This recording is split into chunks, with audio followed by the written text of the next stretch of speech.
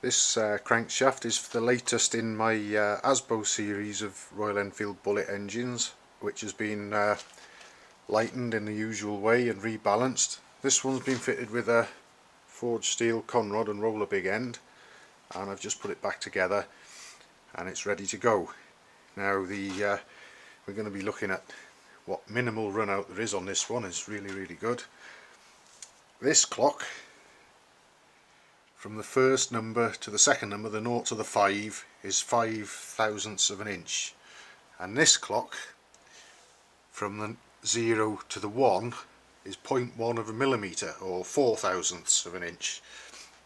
So let's see what we've got when we spin it.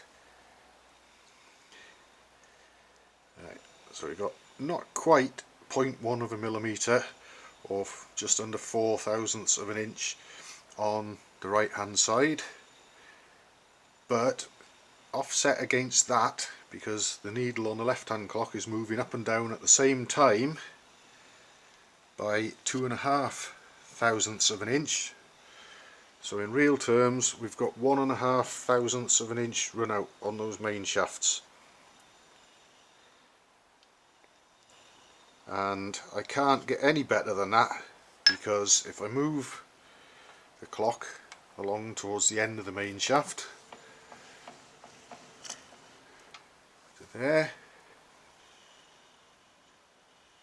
you see that there's a very slight increase in the movement. Actually, it's not very much at all. It's not even 0.01 of a millimetre, barely detectable in thousandths of an inch, and right to the end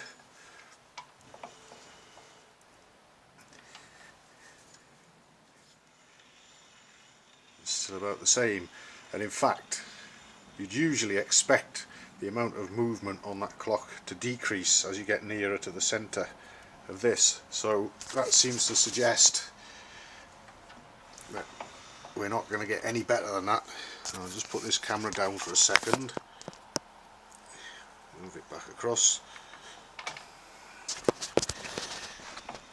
Crucially,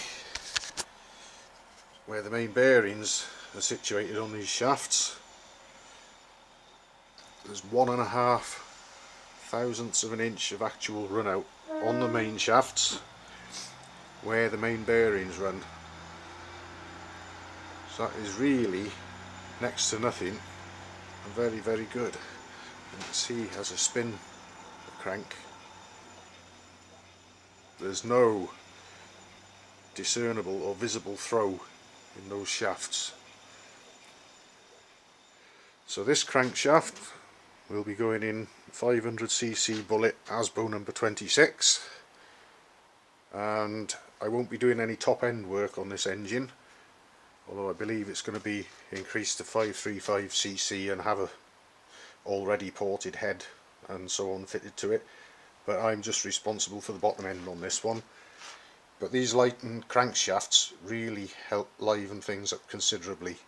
So put that together with this conrod, which is probably virtually unbreakable, and the roller big end, and you've got a really good starting point for a very fast engine. So all I've got to do now, I've already tightened up the crank pin nut, the other one's done, I've got the locking screw in. I've confirmed that I'm happy with this, so I'll just put the locking screw in on that crank pin nut, and this crankshaft is ready to go. Job done.